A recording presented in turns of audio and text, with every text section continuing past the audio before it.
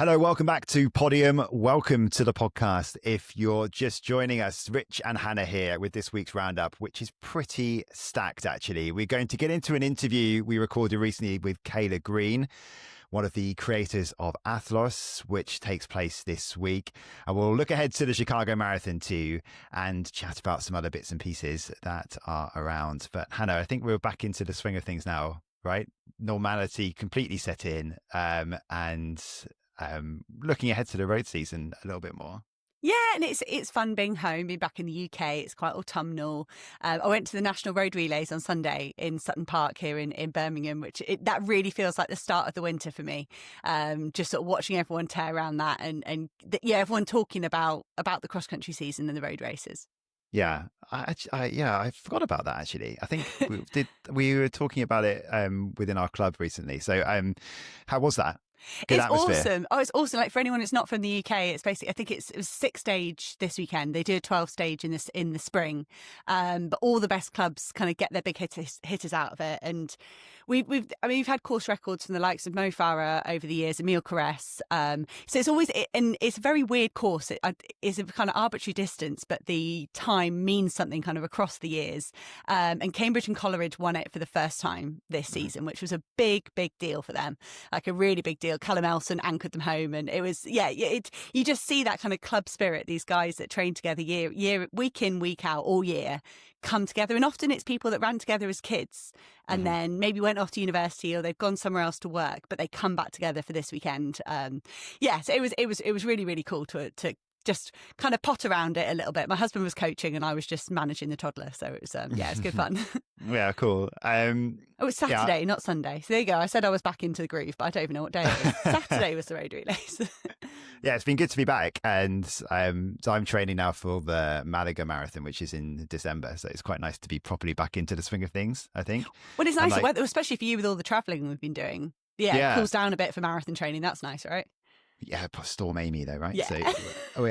So we had, was it 50, 60 mile an hour winds or something down where we live anyway. I think it was worse other places in the country. So we did the cheat thing of getting a train out somewhere else, just having the wind behind us. The rest of us doing across the whole coast. That is so me. Like we used to train in Kenya and it's so hilly. You used to get driven. We basically just run downhill towards Eldoret and then you'd get a taxi to pick you up and take you back. That's how soft I. So I'm never going to judge someone for a point to point for weather or terrain. Katie's missing today because she's on tennis commentary, I think. So, but she'll be back soon, obviously. And we've got a big week coming up with Athlos and Chicago. We've got an interview coming up this week with Callie Holger-Thackeray, who's leading the British Challenge at the Chicago Marathons. That will come out on Thursday, so look out for that. And we've got some really exciting guests coming up for you as well in the coming weeks. So we'll talk about Athlos a little bit later on. Let's talk about some newsy bits that are around before we get into our Chicago preview. The first thing I want to talk about is cross country at the Winter Olympics.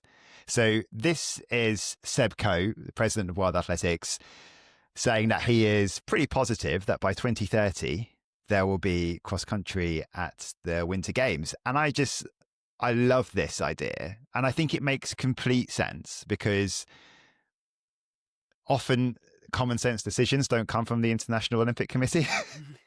But it's not a decision that's been made yet, but it sounds like positive conversations are having. Now, the issue seems to be, in terms of getting it included, that there needs to be a change in the Olympic Charter. So I think the Olympic Charter says something like Winter Olympics has to be on snow and ice. So I think that's the issue. So it has to be redrawn. I think like the conversation is that cross country could be in, and you could bring cyclocross in as well, and you can use the same course, basically, which makes complete sense. When you got to look at like biathlon course that they're already going to have set up, or the cross-country ski course. On ice. Like, cross-country, World Cross has happened on snow. Yeah. Like we've had it in Edinburgh. Yeah, that'd be good. And sometimes snow would be good, but ice is probably pushing it. Yeah, ice is probably, but the biathlon's all on snow, isn't it? Biathlon's on snow, yeah. Yeah. I mean, But it'd be like a mud track, basically. It's a cyclocross like a mud track, basically. Yeah, because sometimes they even have to put in artificial snow, right, on some of these courses. Yeah. And you kind of say, well, hold back on the artificial snow. Let's do cyclocross and cross country first. Yeah, that and could then... happen in the future for sure. Yeah. I mean, in terms of venue, I think you're right. That is a funny kind of ethos, the snow and ice challenge. I think that's right. Yeah, and I'm thinking in terms of like practicality for a host. Sort of, we're not suggesting, or Seb Coe's not suggesting a whole extra kind of venue, a whole extra thing that's got to be. There's plenty of things within the Winter Olympics already that would work. Well, I think the idea is that you'd have a new venue actually. So you'd have like a cyclocross course that you could sort of double up as a cross country course. So you can bring like another discipline in, another sport in that was also very, very popular.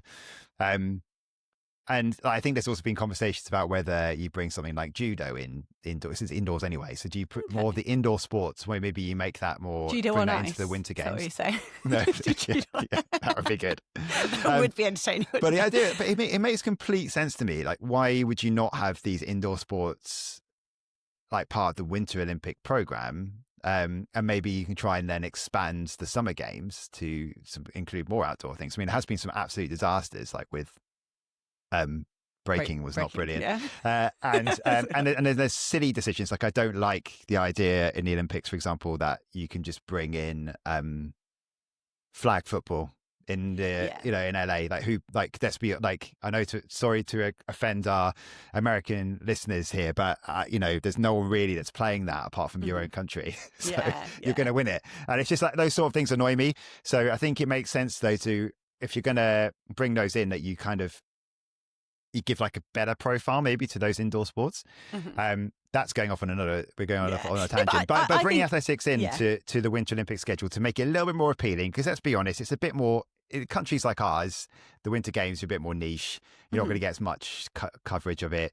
We're not very good at it. It takes it to a lot of the African nations. Absolutely, African nations will not register with the Winter Olympics, many of them, but if you put cross country in it, and I love the idea of it could potentially be at altitude, like lots of the venues that host the Winter Olympics are kind of high up, and maybe you put the cross country course down out of the snow, but it couples with I think it brings a relevancy to World Cross as well.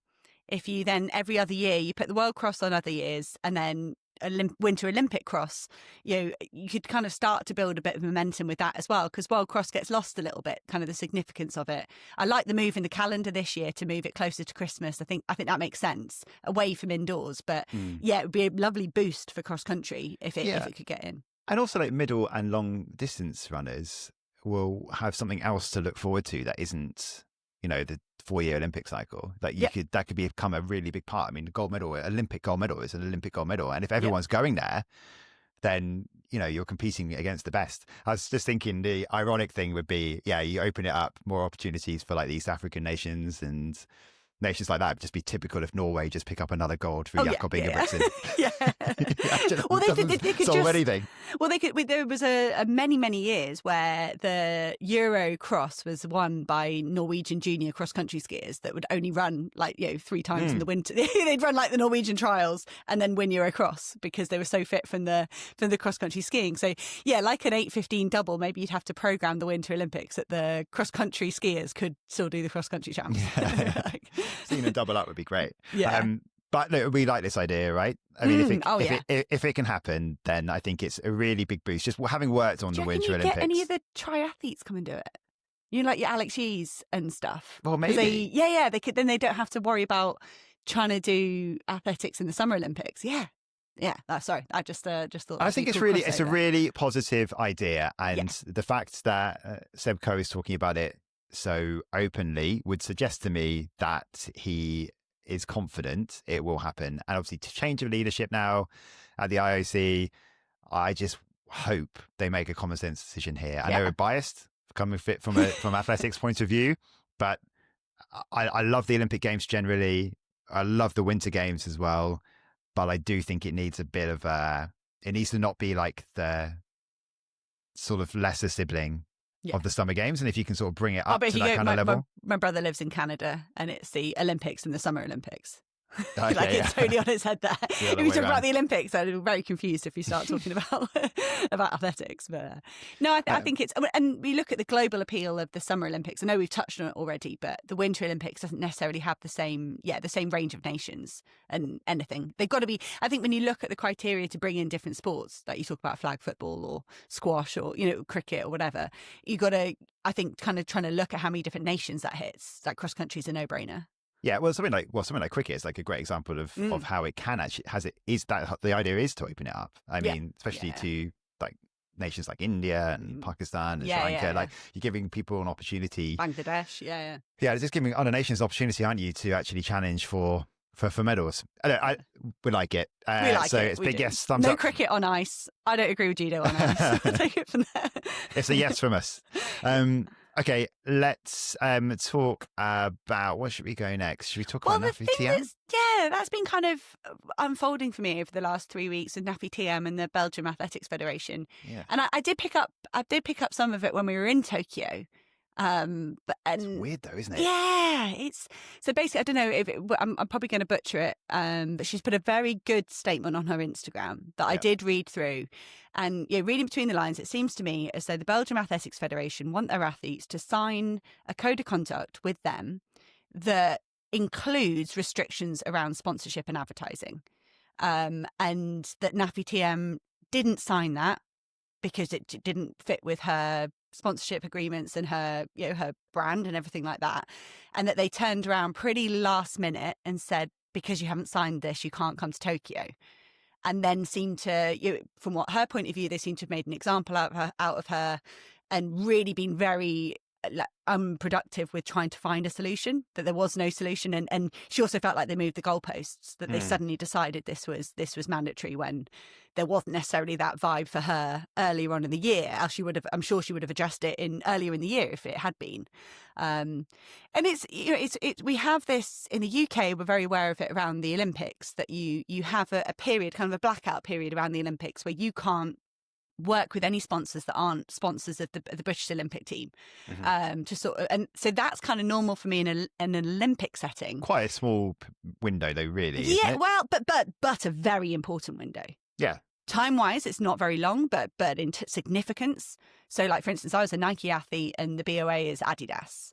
And that was really tough, and you'd be trying to find ways around it, and it's very, very complicated. And I guess I've not really heard about it outside of Olympics, but it seems quite similar. And again, to bring it back to the UK, we've had big profile athletes at the likes of Paula Radcliffe and Mo Farah not sign our team agreements because they don't need it, in terms of they don't need the medical and the insurance and all this, that and the other. And they don't want to buy into it. It's a choice. You opt in or opt out. If you want the full wraparound care of government funding, then you opt in and you have to play by all the rules. Whereas if you're a big star that doesn't want that and maybe doesn't live in the UK, you disengage and you do your own thing. So I don't know, I've never heard of, especially an athlete like Nafi Thiam, kind of, I don't know, being restricted so much by a federation. Yeah, I mean, and some of the words that she's using are pretty strong as well. Toxic working environment is a tricky one, isn't it? I think you've got to be careful what you say, because we don't know the whole story in terms of what's going from the other side. But it's difficult because you don't feel like you're putting the athletes first. You're kind of putting it feels like maybe this sort of policy is going to benefit financially people who maybe aren't the people who are representing the country on the international stage, let's say. So where's that? What's the incentive for the Belgian Federation? Where does that money go? Is it going into these agreements that they're maybe negotiating to sign this code of conduct? It all comes down to money, right? It does, and I think what it is about for me, for the Belgian Athletics Federation, it's like they don't want to dilute their brand that they're trying to build with their sponsors. So they're trying to have more control over their athletes. So then they've got a better product to sell so that they make more money. And it's very common if you go on a GB team. So at the moment, they're still sponsored by Nike. You have to wear Nike everything. You can't chuck on some Adidas socks. You can wear your footwear, but you can't chuck on a cap. You can't. So everyone's aware of that kind of in the field of play. You've got to compete in your member federation stuff. But it almost seems like they're stopping any additional advertising to allow their advertising to be stronger, which isn't necessary. I don't know. Yeah, I think that's a bit. I don't think you can do that. Like, I don't think you can restrict someone else's kind of earnings and potential. Yeah, and also just talking about Nafi Thiam generally. I mean, yeah, we don't live in Belgium, so it's difficult to know what their sort of profile is that she has and how celebrated she is. But if we bring it back to our own country and thinking, could you do this to Denise Lewis, to Jess Ennis Hill, to KJT? You know, I think you couldn't see that happening. They're kind of, you know, they're national celebrities, and it'd be a huge backlash. I don't know what the level of backlash has been in Belgium. That'd be interesting to know, because she's their greatest track and field athlete at the moment by a Olympic distance. Champion. Like, it's just, well, I think I saw the Belgium Olympic Association come out in support of Nafi Thiam. Right, it's really interesting, isn't it? Yeah, and it's, I mean, hats off to her for, well, and what for me the biggest problem here is her coach said it, like, it really affected her performance in Tokyo, and she didn't finish the heptathlon. And he's saying this is a big part of it, and like, that's just naff. Like, yeah, that's bad. Like, come on, like, sort it out, let her compete. Yeah, like, why are you messing with? Yeah, you should be doing everything you can to get a star like TM out to compete for you. Not put you assess it afterwards. You know, look at the next season. We've still got a lot. Yeah, just bonkers. Yeah. It's sort of thing you don't want to see, and it'd be interesting to see where it goes. Okay, before we get on to Chicago, should we talk quickly about the World Para Athletics Championships? It's a difficult one to talk about because the visibility in the UK has not been good, and I think that's a real shame, because I think in the past we've seen Channel 4 have, obviously they are brilliant champions of disability sport generally. And when the paras are on, we get the wall-to-wall coverage. That's great. But I think there has been World Para Athletics Championships coverage before, definitely. I think here you had to watch it on YouTube, which is quite difficult to. I know linear TV, let's call it. That's what we call just, you know, your normal TV, your channels, right? I realize that's like, it's dying out, but still, like, it's easier to find. You know, you can come across it, you can just go through a TV guide, it's easier to, it's just, we're still kind of coming out of that, aren't we, in terms of the way you kind of watch sport, because sport is a point of view. So you do have channels, like, that's the only way you really watch sport now. You sort of flip through your channels, you know where to watch it. Where, like, I don't think it was good enough knowing where, or it wasn't publicized enough where to watch the paras. The time zone bit awkward, obviously. For us, it was in India. Great Britain had okay champs. I'll talk about the performance in a minute, because I think it sort of looks like, to me, we're sort of having a similar kind of situation in the para side as well as the other side that we saw in Tokyo, in terms of the same people winning the medals, mostly. But do you think it's a real shame? Because I'm looking at I think with that visibility, I think it's always, with the football season started. Like, that's the real challenge here, is that even if you put it on Channel 4, which don't show football, you competing for eyeballs when there's a lot of sport has got up and going, and I almost wonder whether the World Para Association kind of factors that sort of thing in, and I don't know which. But the rights can't be that expensive to get them, because they're not. But what's the point in having them at all if no one's got? Yeah, like, I know what you mean. Because it grows the sport, doesn't it? So I guess it's just, I don't know. I was looking at. There may be more than this, but I was looking at the World Para Athletics site and how to watch it, and the only rights holders were in Brazil, Canada, Finland, Germany, India, Italy, Poland, and Thailand. That's taken me seconds to tell you how many actually were putting it on their main channels. Rest of it had to be screened on the Paralympics YouTube. Big funding issue here generally. You know, it's actually supported. It's a bit more tied into, and financially needs more support from the International Paralympic Committee, which obviously has more money behind it. So it's not like World Athletics. This is a World Athletics event. You know, there's always debate about whether there should be more from World Athletics in the para side. But, you know, like, absolute powerhouses like the UK, the USA, China, kind of embarrassing, I think, that it's not offered up at least. And like I say, because there are so few rights holders, and knowing like a tiny bit about how this operates and in the broadcast world and rights, those rights would not cost that much money. No, Like, it's just it would not be breaking the bank, and they wouldn't have to do any production around it. All it needs to do is put the world feed on. And I think I did hear it a lot on BBC Radio though. And radio or not, and so that was cool. Every time the news came on over the weekend, I got an update of who's got a medal, and I enjoyed that. And I think if we look towards the bidding for the World Championships with World Athletics in the UK 2029, they are talking about a joint bid and trying to do a para worlds then as well. But and it would be in different places, wouldn't it? Isn't that idea that the World Athletics event is in London and the World Para event would be in Birmingham? But you still look, if that's the UK and the UK government bidding for that, like, the exposure should be good. The tickets should be good. Start exposing it in 2025. Start showing the public what it looks like and build. Yeah, it's a massive shame. But we did have, like you said, we had 7 gold medals with Aled Davis, Hannah Cockcroft getting 3, Dan Pembroke, Victoria Levitt, Sabrina Fortune. Those are some of a mixture of names there. The sort of names you'd be very familiar with Aled Davis and Hannah Cockcroft, and then other ones sort of up and coming and starting to pick up more medals. Special shout out for Maddie Down that went over 5 meters for the first time in the long jump. So she's from Birmingham, so we're very, very pleased to see that. But I think, like you said, similar to our team in Tokyo, the British team perhaps kind of on a post Paralympic slump, maybe slightly. Yeah, and also building again. We're talking about 4-year cycles, building towards LA, and there'll be more World Para Championships to come before we get to LA. Some big name winners included Marcel Hug, who won the 5,000 meters, but special shout out to Catherine De Bruyne, who won 5 golds, ranging from the 100 meters all the way up to the 5,000 meters, which is just incredible. And she'll probably end up, I don't know if I actually needed to check this actually. She's in I Chicago. imagine she's Probably in Chicago. They've probably gone straight from India to Chicago, haven't they? Yeah, it's just mad, the schedule that the wheelchair races. Was it Hug that went straight from Lausanne Diamond League on the Thursday to to marathon on the Saturday? To Zurich. She went to Zurich. Yeah, he went from Zurich to Sydney. Yeah, in a couple of days, and won. Yeah. Won both. Yeah, just absolutely. So this Zurich Diamond League and then went to Sydney that weekend. It was just crazy.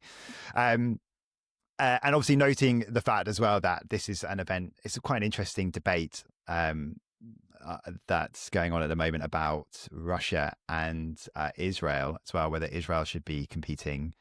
If you're sort of like applying the same standards. I don't want to get too political about it, but obviously Russian athletes are banned at the moment from World Athletics events, sanctioned, because of a combination of the doping scandal from before and the invasion of Ukraine. But at the World Paras, you have loads of Russian neutrals there, which is interesting. I think it's interesting to see that. I think that's not really talked about that much, that they are actually there. And I think World Athletics still rightly, I think, being championed for the fact that they, like other individual sports, haven't let Russian athletes back in yet. But it is the case of the Para Athletics champs. It's just interesting to see that. Anyway, let's move on. I don't want to drag you into an international debate. Okay, Chicago Marathon preview then. We won't go into like loads of detail. We'll analyse how it all went next week, of course. But we are properly into road racing season. We had the Berlin Marathon whilst we were in Tokyo, which was a shame in terms of its scheduling. That just on Berlin, I wonder whether they're going to have to change something soon, because if World Athletics is always going to have their it's always going to be at September, so that's not great. Or if World Athletics take the marathon out of their championships, which I don't want them to do. I'd rather Berlin move. I just think it's such a big part. I know we've talked about, but then for the city of Berlin to have it around that time of year, again, when you're talking about clashing with football, clashing with school holidays, there's all these things that big cities have to navigate. It's not. It's probably small fry for them whether they clash with the world champs or not. Yeah, but it's the fields, isn't it? And I think I'm looking that there are some factors that are sort of playing with the majors in terms of the fields that we're seeing this autumn, because we had obviously Sydney's now a new player. So you've got that in August, end of August. Then you had the World Championships. Amsterdam is bigger this year because it's an anniversary event. So that's where you've got Tamarit Tola and Joshua Cheptegei is also competing in that one. So that takes them out of another major marathon. It's great to have so many marathons that fall below that kind of those 7 as well. Like the likes of Amsterdam and Valencia. And Rotterdam and Frankfurt. Yeah, Rotterdam, Seville. Frankfurt. Yeah, so at this part of the year, you've got Frankfurt too, and obviously and Malaga Marathon featuring Rich Newman. We will preview. And obviously in spring, you've got Seville, Barcelona. You've got some other big ones that are around, and Paris. But yeah, this field, it's more exciting from the men's point of view, and I'm saying that because I actually think that generally over the last few years, the women's marathon running has been a little bit more exciting in terms of the matchups that we've been getting. We get some really, really great races. Obviously, we know the tarnished side of what happened last year in Chicago, with Ruud Jepingetich setting that world record and going sub 2:10, and big opportunity here, hopefully, for Chicago to try and write a new narrative. And I'm just wondering whether that could be written by Jacob Kiplimo. Do you think that's perhaps been their tactic? Let's shift that all the way over to the men's side, because Kiplimo's a big name to have here. And you were talking about you think he was too tentative in London on his debut. I think he showed a little bit too much respect. Yeah, so it was his second in 2:03 and a half. Like do you think it's a good debut? That's a good debut, right? And I think we forget like how young he is. I mean, let me just double check how old he is. 24. Yeah. And like he's achieved so much. He's an Olympic medalist. He's a world's medalist. He's won multiple world cross country golds. He's the double Commonwealth Games gold medalist. He's also the world record holder over half marathons in that insane time of 56 minutes and 42 seconds, which was this year in Barcelona. It feels like as we sort of get towards the end of the year, you forget all those achievements from the start, don't you? Yeah. It's just such a long time. It feels like such a long time ago now. But that really sent shockwaves through athletics, right? About what this guy could achieve.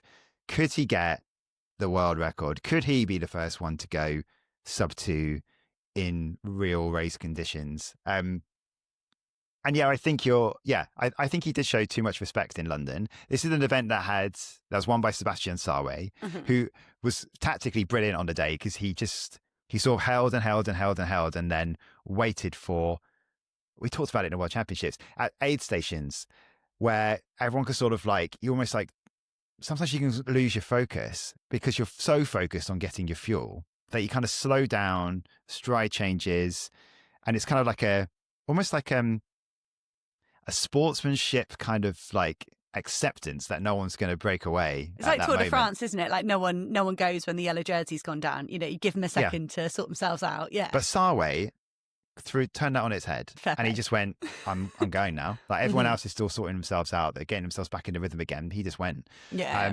And to be fair, Kiplimo completely missed that. And I think that is maybe that's him learning the marathon, I think, and not knowing to see. I mean, Sawe caught everyone off guard that day, but I think that might also be him just sort of needing to learn, he didn't know to look out for that kind of thing. And I think maybe if he'd gone, you'd have to put in a massive effort, and he still finished second. Yeah, he still kept plugging away.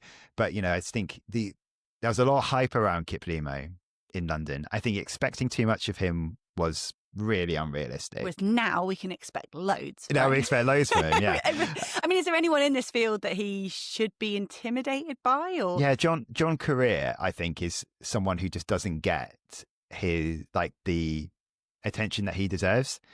It's your Felix Sambo, who ended up winning the world champs. You've always got a good pick, I think, when we get to a major marathon. Well, I mean, Career's an obvious pick, really, because he's the reigning champion and he won Boston as well. But the Boston win was really good earlier this year. So he's the guy in form. Him and Sawe are the two that are in form right now. And you throw in Tola. And those are the three best in the world right now. There's no question.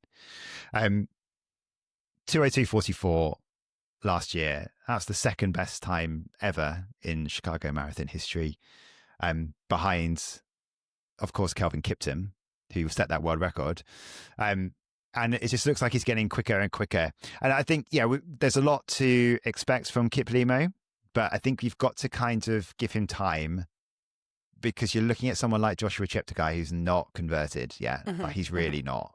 with a lot expected of him too, and hopes that he could. I mean, our one for that is Mo Farah, isn't it? You know, kind of everyone thought that's it. He's going to go, 202, 203, and he just it doesn't suit everyone. Yeah, absolutely that. Yeah, and he got a Chicago win, didn't he? In the end, I think was it Chicago Mo won. It was, wasn't it? But yeah, we didn't get the same. Yeah, we didn't get the same level that we maybe hoped. Well, the same levels we got on the track. And he's talked openly about it, hasn't he? How much he struggled with it. In terms of some of the others, Bashir Abdi is in there. I'd be interested to see, because he was pretty beaten up after Paris, wasn't he, Abdi? And it took him a long, long time to get back healthy. I think he was hoping to do Tokyo, and it was just too much of a rush. Because I was in front row this time last year, and it was only then they were kind of realising the damage that Paris had done to his body. And it has taken a long time to get ready. But I'd say the fact that Abdi's going means, is he still the European record holder? Yeah, like I think he could be in that sort of 203 form, Bashir Abdi, and I think so anyway, at the top of my head. I think so. I think he's still the European record holder. Sorry if we're wrong. But I think he could give that a bit of a scare. Like, it'd be cool if he could get under 203, Abdi. That'd be kind of fun. Yeah. And also just talking about people who haven't quite converted yet, who we're kind of expecting more of. I think Mark Scott is, I've looked on his Instagram, not seen a lot of updates recently. So I hope he's still there, because I think he's had to withdraw from some big events recently. I think he lost his brother. I think his brother died in the last few weeks. It's all gone very quiet. He did do the Great North Run, but in sort of memory of his brother. So I think that was sort of a different... I wouldn't put that down as kind of an indicator of whether, what sort of form he's in. But the fact that he ran that is probably likely that he's, I guess he is going for Chicago if he's originally on the list. And again, big things expected for him to try and move up. Not been lucky so far, and hopefully he can make that step up. And I'd hope at least another under his belt if he does go to Chicago, if he's had a really tough summer with that family stuff, like maybe. But again, as someone we'd love to see, if you see what Emil Cress has done, the times he's run, and Mohammed, like, you definitely would want Mark Scott in that mix, and Conor Mantz. Yeah, I was going to say Mantz, but the Mantz thing is interesting because he's going for the North American record, and the North American and the American records are like, there's like seconds between them. It's, I don't know, 2 or 3 seconds that are different. But he's talked about it so openly for such a long time. He's put a lot of pressure on himself to get this, hasn't he? I mean, that shows a lot of confidence too, but I just wonder whether was that the right thing to do, maybe, to go out so boldly with that? Everyone's different, because if that's allowed him to raise his profile and can build the awareness of him as an athlete, kind of.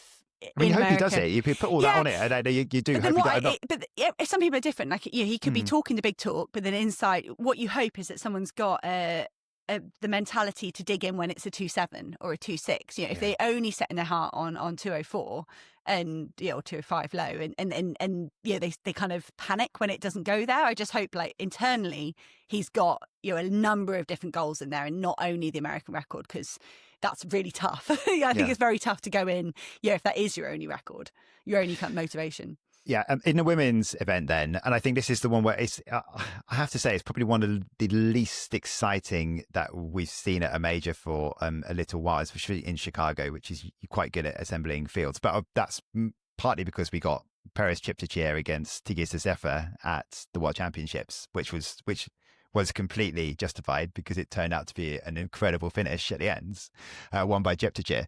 Magesu Alamu leads the way. I don't want to disrespect the fact that her achievement, because she is by far the best in the field, and she won Valencia. She has not raced 2:16 or so. Did she win it? Yeah. She won it by a couple of minutes, didn't she? Yeah. She looks really good. Like, she could be one of the people who comes up and starts to try and dominate a little bit more in the sport. So full respect to her. But when I'm looking at the field generally, only 5 are sub 220, and some are quite close to that 220 as well. Like I say, it doesn't set the pulse rating, and that gives a really good opportunity to Kali Hokothakari, who, again, we're speaking to in the podcast this week, so listening to that. But I think she's feeling good, right? From our conversation, I think it seems like she wasn't putting a lot on it, but she wants to go sub 220, right? And then if she does, she can be in the mix. This will be her 4th marathon, right? She's still only on 4, and I think the vibe I got from Kali was that she's confident, she's fit, but she's still got that kind of respect for the distance. Yeah. That you probably got to do a few more marathons She before does some you can great kind of placings, though. Yeah. No, she and everyone has gone fantastic. But I think she's also, I think once you've done 7 or 8, you could sort of maybe with more confidence, even if it is internal rather than Conor Mantz external, you could say I'm in 2:18 shape. But it takes it, you don't know what that build actually translates to. Yeah, there's no until point you've in done saying it. exactly what shape she's in. Yeah, in terms of like, yeah. and Nick Horger is going to be pacing her around this course as well. Yeah, but I just think she's got a great opportunity here. Just watch out. I mean, I think she could, if everything clicks into place as we expect it to, and we look at the field strength and sort of performances of some of those who are in this, I think if it all works out, she can make the podium.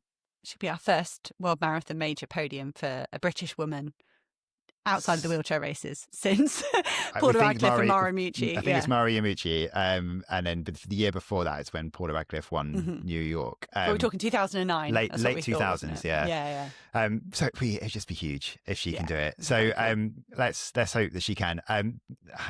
Bad news from another British point of view is that Philly Belden went on Instagram this week, and she's very active on Instagram, on social media, and showing her training journey, and she's unfortunately had to pull out just a week out from Chicago. She's got a fracture on the inside of her right knee. She said it's something she's been trying to run through, hoping it wasn't actually that bad, but the diagnosis is pretty bad. This made you scared about your knee bang that you had, that I was trying to scaremonger you about? No, that was definitely like that. I literally, I just stacked it. But I was like, you never know. Bit different. Yeah, you never know with a knee. They're so knees are so complicated, particularly when you get impact injury. Overuse, you can probably track back and forward why it's hurting, but impact's just, as Philly's, she documented it really well. It's just, a bit of a ticking time bomb for her, which is a real shame. Yeah, a real shame. So that's Chicago, and we're going to analyse exactly how that all went next week. So looking forward to that. So that's one part of 2 big athletics events that are happening this week. And let's get into our chat with Kayla Green. Athlos returning for a second year in New York this Friday with the addition of a long jump in Times Square headed up by Tara Davis-Woodall. That's the day before, isn't it? That's on Thursday, that one. And it's another breakaway competition, which will turn into a league format next year. Obvious questions incoming then. But Kayla is the CMO and a co-creator of Athlos, the brainchild of Alexis Ohanian. We are as ready as we can possibly be. Athlos last year, we actually put together in about 5.5 months with a lean and mean team that absolutely crushed it. And this year, many of our partners are back. It certainly helps to have a rep on the board already. So we know, the successes and what we can build on this year. Times Square is a huge undertaking for us. And to shut down Times Square and put a gigantic spotlight on the field part of track and field, couldn't be more excited about it. We do feel ready. The city of New York, the Times Square Alliance have been completely, supportive and excited. There's a lot of sports that take place these days in Times Square. And so, I can't wait. It is a first come, first serve event. And everybody who's been emailing me has been saying, can I get a ticket? And I'm like, just get there early. So the message to the fans in the city is please get there early, show up, show out for these athletes. It's going to be absolutely epic. I can't wait to see it live myself. We go back a little bit and just because some people might still be new to this event. Tell us about how it all came about. I mean, some people will know that you've had a link up with Alexis before with Angel City FC, which has been like a huge success. We know that Alexis is big on women's sport and the ownership there, and even here in the UK with Chelsea women now too. But what are the origins of Athlos? How has it come about? Yeah, again, Alexis being a complete visionary, he lives on the internet and he sees things before everybody else does as far as the nodes of trends and nodes of empty space opportunities.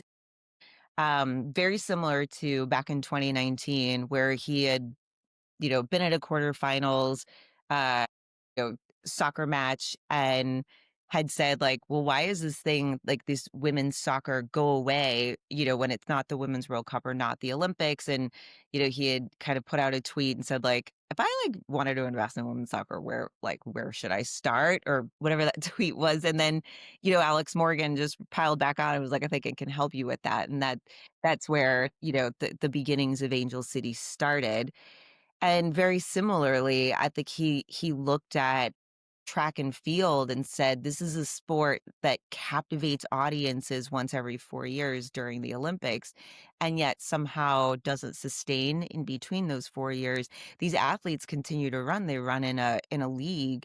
And not only that, but their stories are incredible. And especially on the women's side of the sport, these are athletes who are commanding hundreds of thousands of followers on their social media. They're telling these incredible stories. I mean, just follow the Woodalls, follow Masai Russell, follow Gabby Thomas. They're hysterical. They're telling these great stories of being a track and field athlete. And I think Alexis saw that and said, there's something here, certainly around continuing to sustain that athlete storytelling, but continuing to put a gigantic spotlight on the sport, even when NBC isn't airing it once every 4 years on a global stage. And so that is where the beginnings of Athlos came from. Really, I think about it. I'm a marketer, several decades marketing, and you're always looking for that core insight, the why behind the what. And he really landed on that in seeing this empty space around narrative and storytelling of these incredible athletes. The other thing is, and you know this well, coming from the space of track and field, as humans, we're obsessed with speed. We're obsessed with things that move fast or go or jump high. And so, as far as fulfilling that kind of like deep innate human desire to want to follow things that move fast, this is a sport. It's the oldest sport in humanity. And it's also one of the simplest sports to follow. I mean, it's way simpler to follow than American football or what we call the soccer here in the States, one foot in front of the other. um, and so, I think you put these pieces together and you start to say, well, let's put a gigantic spotlight on this sport 365 days of the year. Every single day that these athletes aren't competing, we're telling their stories and continue to follow these narratives. And, not like they don't have, the gigantic rivalries of several years or the comeback stories, right? That exists, and that exists in this sport. And that's where Athlos really believes, look, like, it's our job to tell these athlete stories. This is who makes this sport what it is. Um, and then, with Alexis, his vision also included this concept of pulling in culture.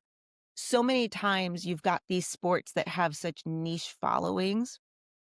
Like, there are so many people that love track and field and follow it day in, day out. And yet there's this whole community of individuals that love sport that actually don't know that they could fall in love with this sport of track and field. And by bringing in the musical component, you really start to pull from the pockets of culture where people might not know anything about track and field, but they love Sierra or they love Megan the Stallion or they love DJ D Nice, DJ Trauma. And so for them, it's like, let me come and have a party and enjoy this great event, see a musician that I love. And by the end of the night, they're obsessed. They're obsessed with the sport and they're deeply invested. And that's the whole goal, is to really sit at that cross section of sport and culture, which we've done. And we're going to continue to do with Athlos for decades to come. Yeah. No, and I think the way you talk about track and field makes total sense. I mean, you're talking to the converted, but I'm wondering when you really got into televising athletics, were there any sort of surprises, any complications that you didn't necessarily imagine, and a bit about that expansion? You talk about the next decade. Like, what's the plan with going forward? As far as what we didn't anticipate when we were broadcasting, I think we knew that we needed to create a little bit more simplicity to the track and field competition. So Alexis and I, our very first track meet ever was actually the Olympic trials in Eugene last summer. And the two of us went and we sat down, and 20 minutes in, I turned to him and I was like, I'm so confused. Like, someone's jumped, there's sand everywhere. Someone's throwing something large and dangerous. I don't know where to look, who's in first. And as a newcomer to that sport, we kind of looked at each other and we were like, we've got to find a way to like simplify this for like the average consumer who needs to like focus on one thing and one thing alone. And so when we built out the first iteration of Athlos, 6 events, 20 to 25 minutes in between each event, give the crowd enough time to go get another drink, dance in the stands, meet a friend, and then you get that 10-second, you get that 2-minute moment where all eyes are on the track watching these athletes do incredible things. And so you get a little bit of that kind of up and down and up and down. Look, we go to an Angel City match. It's 90 minutes. You get a little bit of a halftime, but your eyes have to be on that field watching the action. This gets you that kind of like toggling between why we love going to sporting events, because we love to watch the action on the field or the track, but also spending that time with your mates and your family and your friends. And it is a social experience. And so how does that translate on screen?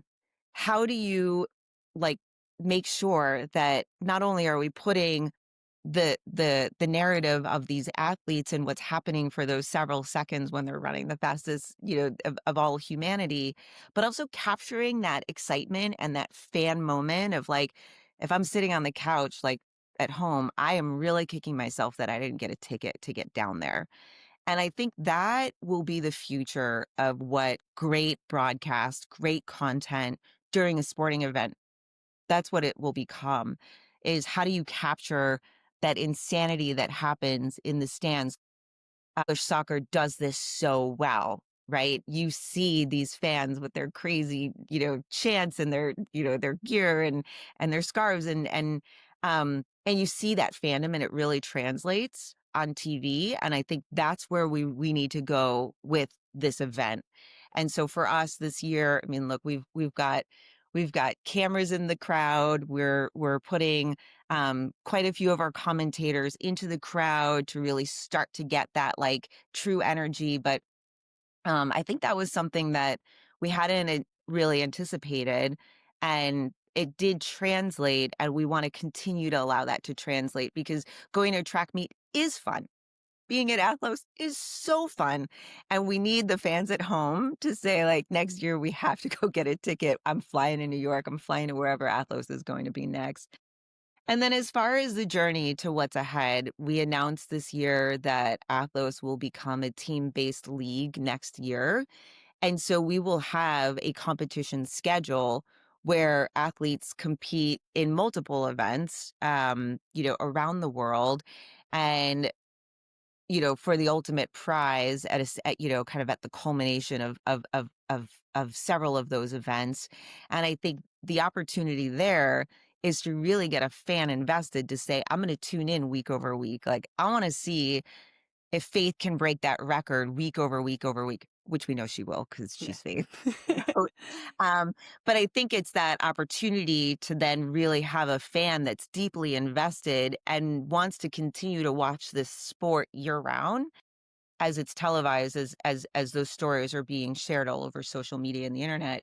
That's the priority for us as we move to a team-based model where you really can follow and the season and see like who comes out on top at the end of it all. How long will that last in terms of that league? Because I know that the announcements, it's exciting, but obviously there's obviously already the calendar in there, the Diamond League and the World Athletics events and the Olympics. And obviously we know the World Athletics Championships are always going to be in September now as well. So this is one of the reasons, I guess, why Athlos was in September last year, wasn't it? But October, more like mid-October this year. So how do you fit it in and convince athletes to extend what is already a long season? How many events will there be? And I think something that sort of made my ears prick up there, which something like Grand Slam track hasn't done, is, you said, around the world. So are there going to be events that aren't just in the US? So more to come on all of that. We we have announcements coming up where we can share more about the locations and how many events. Um, as far as, the timing of Athlos, we have great partnership with World Athletics. Alexis was with Seb in Paris. He was actually just invited to the championships in Tokyo, where he sat and he spoke to quite a few of the constituents of the community about Athlos. One of the very first meetings that we had was with World Athletics with John Ridgeon last summer, prior to even announcing our timing for Athlos, to say, look, we want to be your partner. We don't want to create any noise in the signal around the schedule. And Athlos will always be at the end of an athlete's schedule. It'll always be at the end of their season. If you talk to any of the athletes who competed last year, they had a blast at Athlos. And so for them, they'll continue that season because to them, like, getting that Tiffany crown, record-breaking prizing, one of the best events that they've had all year. For them, it's that experience. And, a lot of them are saying, we do want to extend our season as long as our bodies are able to continue. We'd love to continue to compete in Athlos. And so it really is that handshake with World Athletics. If you look at the relationship between like a TGL and the PGA Tour, where the TGL can bring in new ideas and bring in, a new cohort of fans and followers that starts to really augment what is happening on the tour and the tour schedule, we like to look at our Athlos very similarly with World Athletics. Are there ways that we can augment what they're doing? Are there ways that we can bring in some new ideas that maybe they're hoping to test? So the relationship is good with World Athletics.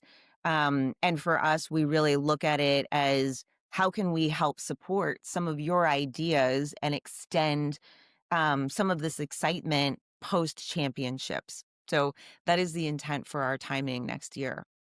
I think the atmosphere you had last year, like for you as an athlete, that's exactly where you want to finish. You want to finish on something that's a bit funner, that's something that's got a party element to it. So I'm sure that's why you've had so many athletes keen to come back this year. Yeah, do you feel like it's going to be even better this year and even more of an atmosphere? No question. So there are a few things that we're keeping that the athletes were like, this was awesome. So, we did a glam shoot for them last year. We're doing the glam shoot again this year. There's a couple level ups in that as far as creating content for them. Um, you know, Meet and greets with the talent.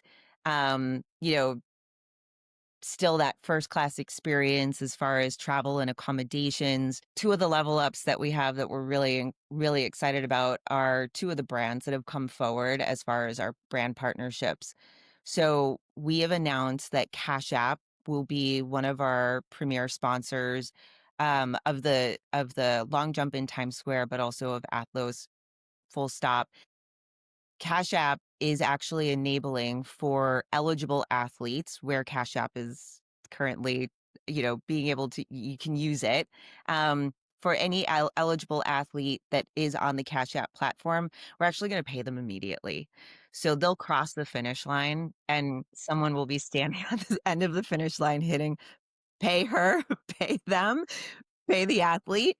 And so instant payments, which you think about a sport like track and field, speed is everything. And so bringing speed into the payment process was something that was really important to us.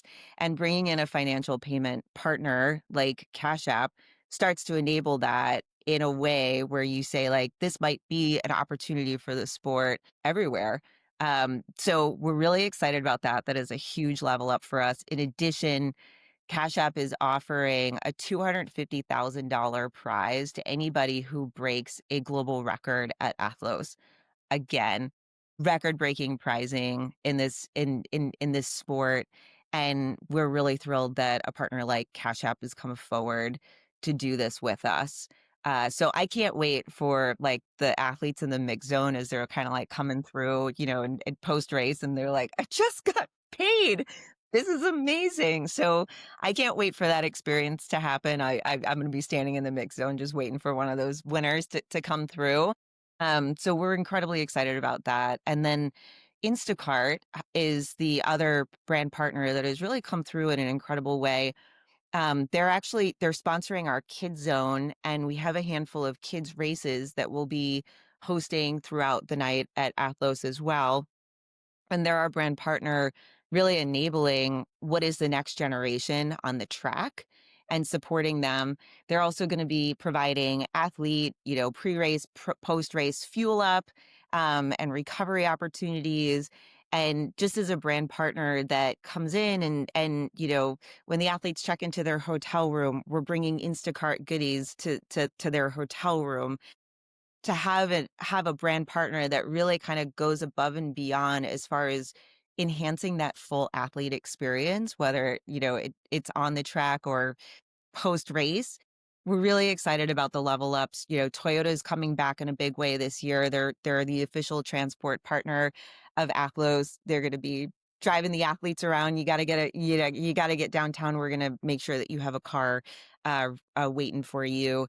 And so we've just got some really incredible brand partners this year that haven't come in and said we just want a logo slap, like put us on a sign.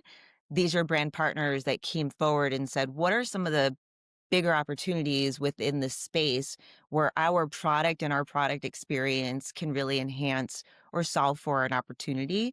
And we're really starting to see that unlock with brands and brands that we're having conversations with for the league as well next year. I'm interested, kind of how easy it's been for you to find investment. I don't expect you to slam Grand Slam track here, but we know the issues that they've had. The money ran out, they couldn't complete the league, athletes haven't been paid. Obviously, with Athlos coming along, the outside you go, well, let's hope this doesn't fall into the same trap, right? But you guys seem to have this. You've got this track record of Angel City and Alexis with all his investments that he's got. I mean, he's got fingers in so many different pies, and so he's proven to be able to bring brands up from the bottom and make them huge. Have you found any issues in terms of getting that investment for Athlos in the same way that it seems that Grand Slam track have really struggled? And just a second part to that, when that was cancelled because of the fact that the athletes, some of them are doubling up that were involved in Grand Slam track who are coming to your event, was there some athletes asking the questions to may say, the same thing won't happen again with you guys with it. The money will be paid. And, as you say, it sounds like the money's there. Last year, we paid our athletes, anyone who we had a wire info for, those athletes were paid within days last year. So we didn't have, these 60, 90-day windows. These athletes were paid as long as we had a wire for them. So there was no issue last year around athlete compensation. And so I think a lot of those athletes that are coming back are saying, yeah, I got paid last year. There's no reason to have that concern. And look, I don't know I don't know the situation at Grand Slam, so I really can't speak to it or even create comparisons there. But as far as the way that we build, we take a very different approach as far as first principles. Look, Alexis comes from the world of early stage tech, early stage venture. When you approach an opportunity that way, you look at it through a very different lens. And so, you try a lot of things quickly and you move on. You take the ones that work great and you apply them and you scale. The ones that didn't work so great, you say that might not be part of our product roadmap today. And, you move on and you learn from it. We are incredibly fast in the way that we move. We really believe that culture, moves at the speed of the internet. And so, if we're out at the Texas relays doing post-race interviews, within 24 hours, we've got those stories back up on the internet. And so, we take a very different approach to the sport. My background is in marketing. I've built some of the biggest, most beloved brands in the world. Angel City was the very first sports venture that I ever worked on. And when I built that brand, I looked at it like any other brand. We didn't look at it like a pro sports team. And I think when you take that lens and you say, what are the things that I know, or what are the principles that we know of business outside of the world of sport that we can apply, it does open up a lot of new ideas. And you also don't come with that bias of like, well, you know, and a lot of times in women's sports you're watching, they're taking the playbook from men's. And they're just saying like, okay, well, like the men's team has done it this way. So like, let's just do that. Or let's call all their sponsors and see if they want to help us on the women's side. And I think when you look at it through an entirely fresh set of, eyes, you really come up with these ideas of like a brand partnership like Instacart or Cash App, where you're not saying come in and sponsor the front of kit. You're saying come in and help with a real problem or a real opportunity in our space and help us bring the level ups to these athletes. And I think you're hearing it from the brands as well, where they're saying, we want more than just the logo placement. We want more than just a broadcast read. We want to be part of this solution for the long term.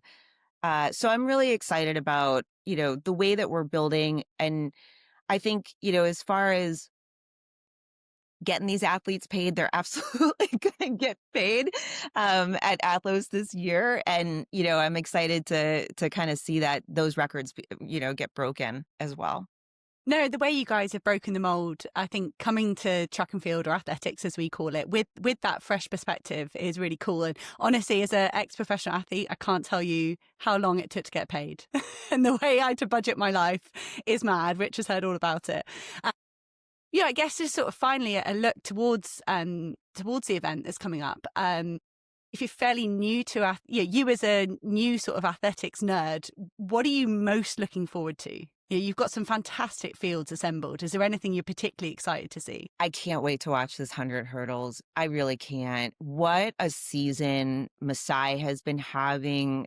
You really watch these hurdlers, and I'm excited about the field that we have. Grace Stark.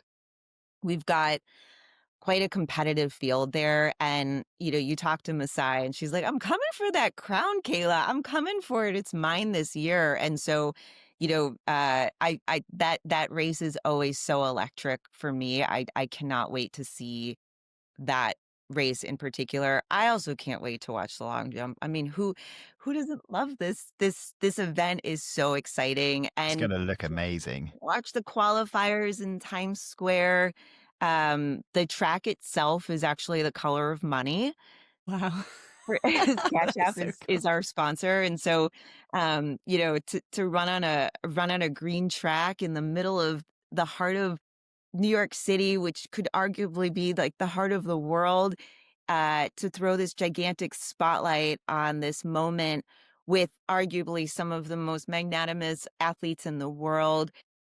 Tara jumping, I cannot wait to watch this and be able to walk away and be like, I saw this with my own two eyes in person. I was there to witness this moment. So I'm really excited about that. When we built Athlos last year, my partner Chris and I, we spoke with all of the athletes and their agents immediately. We had the one-to-one communication with them. And so we have these relationships with these athletes in such a way that, if we wanted to, I've asked Tara a million questions. Should we do it this way? Should we do it this way? Right. And, and as part of the league, we actually, our athlete advisors are helping us build this league. So Tara, Gabby, Sha'Carri, they're all telling us like, that makes no sense. You shouldn't do it this way. Or what if you tried it this way? And so you have these athletes who are truly at the top of their game, also disrupting the sport from within. And I think for this year, I just love seeing these athletes. I can't wait to give Brittany Brown a hug, like, and this incredible journey that she's been on all year. I can't wait to watch this for her. So there's a little bit of this, like, we've built this thing for these athletes and we know these athletes and we respect them and respect their journeys. And so there's something like in me where I want to see all of them win, and for all of the many reasons of their own journeys. So I can't wait for the event. I can't wait to, like, we're staying in the same hotel as where the athletes are staying, and I can't wait to just bump into one of them in the elevator and be like, it's so good to see you. Are you excited? Tell me more. So it's been a really awesome journey from last year to this year. And I tell people this all the time. We have only just summited to the base of our mountain. We're only just beginning this journey. This is really, truly the starting line for us. And it is just the beginning. So I'm very excited about where we go next.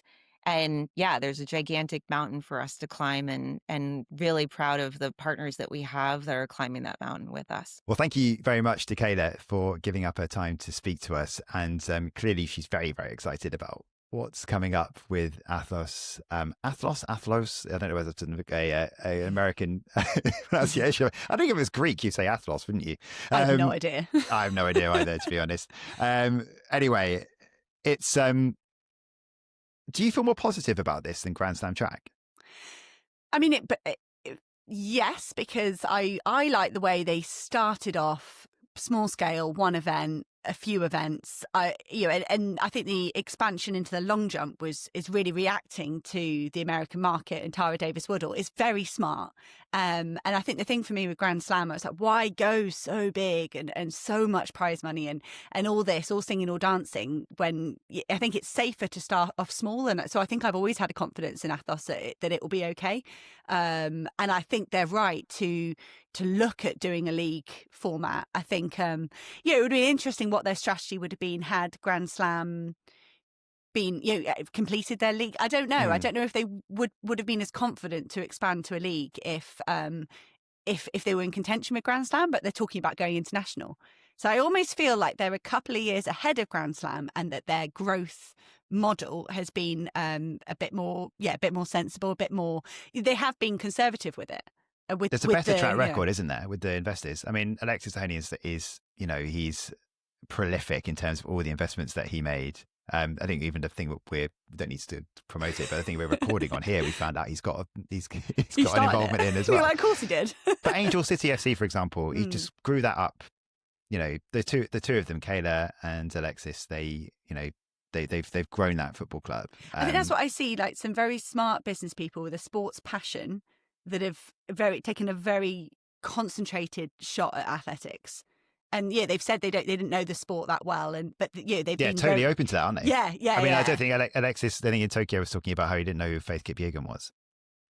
Not originally. Tokyo. No, it must have been the year before. No, it was in Tokyo. He was talking about how he was recounting a a story when he was Where in Tokyo. He was 18 months so he has ago. been around. He did go to the World Championships. He was talking about how when he first came into it, they were like, "Who is this Faith?" Yeah. She's pretty good. And what I like as well that their fields are very international. Of course, they're American heavy, but and I know Faith Kipyegon's not hardly like revolutionary to want her in your event as such. But I like the fact that they are trying to trying to look outside of just an American field as well. Yeah, and just obviously a huge celebration of women's sports, and again, investors who are absolutely like that is top priority. Again, Angel City is a good example. I know I keep bringing it up, but it's in the US, women's football, soccer is huge, and they've joined that party with some insane investors. Like if you look at the sort of A-listers who are part of that project, it's just mad. And obviously you've got and Alexis is so passionate about it, partly because of the fact that he's married to one of the greatest women's tennis players, or arguably the greatest women's tennis player of all time, in Serena Williams. So she's always been very open about talking about how women's sport needs a bigger profile, needs a little bit more imagination, and so you've kind of got that sounding board as well, which is amazing. So I think in terms of all that business acumen from Alexis Ohanian, so he's obviously the founder of Reddit as well, and he's got all that experience.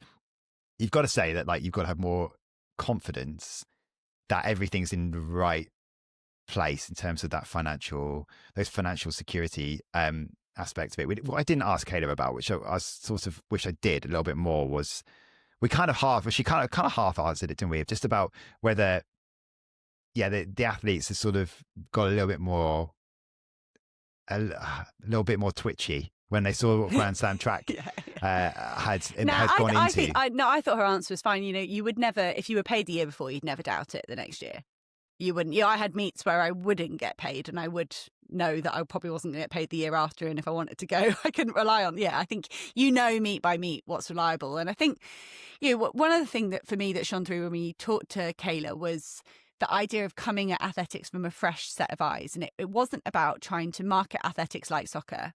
But it was breaking down those traditional boundaries. And she said it, so much of sport is, how can we adapt the men's way of doing it to include females rather than starting from another point of view. And I'd love to, I'm really looking forward to watching the coverage from that point of view, because there's lots of, as a side project I do that I'm very passionate about the filming angles involved with females, that it can be really compromising to females. And I didn't want to get into that with Kayla, but that's one thing I'll watch for. And I'll say, okay, well, is that an aspect, especially if you bring in the long jump? How are you filming this? But hopefully, I'm not. But I think that is a big thing. That how do you just tag women's sport onto men's, and that's a bigger issue in stuff like soccer. Is that is it as big an issue? And we could go on about it for a long time, but I'm just wondering whether it might be one for another day. But I'll give you a whole podcast on filming. I think maybe we will when it's a little bit quieter. Whoa! But I was wondering whether you said it's really important. I was interested by that answer in terms of we can't just take things from American sport, from men's sport, and then moving it to the women's. But I mean, this is obviously one of the sports where everything is kind of supposed to be set up as equal. So do you feel, apart from talking about the filming angles and stuff that you've talked about, and which is one to get into another time, definitely. Do you feel like that there are aspects of athletics that are geared more towards men and then shoehorned in for women? I personally don't see it. So, but I'm not on that side. So, and it's hard. Are you keeping it in this sort of conversation about this rather than me going off into uniforms and camera angles and whatnot? I always felt very lucky when I turned pro that prize money was equal in the Diamond League for men and women, and I very much felt like if you had a big personality, that's how you would break out of kind of the standard money you could earn. Someone like Blanka Vlasic was massive, and I used to say, well, that's because of her personality, and Usain Bolt is massive because of his personality. But there's still just this fascination with, like Kayla said, fascination with the fastest thing, and that's going to be a male. Like, Usain Bolt was always going to be faster than Alison Felix, or who was running the 100 in 2012. Shelley-Ann Fraser-Price. So there's always, I don't know, and you just look by the viewership, like you always get more men watching sport. So, the eyeballs, it's how is the sport marketed for the majority audience? And I think there is kind of a bias towards that. I think it's subtle and I don't think we have massive problems, not like you do in some other sports. Just quickly, so we'll analyse how we thought it went next week, because that's another conversation to have for sure, in terms of whether it worked. In terms of the expansion to a league after the season's finished, I mean, the prize money is great. We've seen like the $250,000 world record bonus on top of all the other prize money you're getting anyway, and appearance fees and all that kind of stuff. So clearly the money's there at the moment. Do you think it's good for the sport that you're going to extend the season even further? And especially, let's pretend Grand Slam track suddenly manages to sort itself out. And we should say at this point that we've heard that reportedly emergency investment's been found to pay half the amount that's owed to the athletes. So it keeps it going, but only just. And it just sort of keeps it afloat. So we don't know what's going to happen in the future. Let's pretend some big investor comes in with a full-on commitment to Grand Slam track and it's back on again next year. So then you're starting early and you're finishing, and then the women who are involved in Athlos are going all the way through till when? I mean, we didn't get those answers from Kayla, did we? About how many meetings there would be around the world, whether it does go around the world. So you also got to factor in jet lag and all that kind of stuff as well. But if you've got a season that runs from was it April that Grand Slam track started? Yeah. April to November. But the indoor season going on from before that as well. So let's call it January to November with 1 month off. Yeah. Is that That's not it. No, that's not. that's not sustainable, is it? No, but then you've got Athlos and Grand Slam track going up against each other as for well. me, again, I would be very surprised if they didn't call this New York fixture their final of the tour. If they do a league, I would very much think they would finish in New York. Yeah, but it'd be late. It has to be even later than this, wouldn't it? Because you'd have to have fitted in the other events in a championship year. No, they'd be before. I reckon you'd spread 3 or 4 meets during across, the Diamond League season. Yeah. And I think that, and it's hard because would they go, especially if you look at next year. I think the website says after the season finishes. Okay. Oh yeah, I haven't read Unless that. it changes. If you look at next year, like they could put one on during the Commonwealth Games.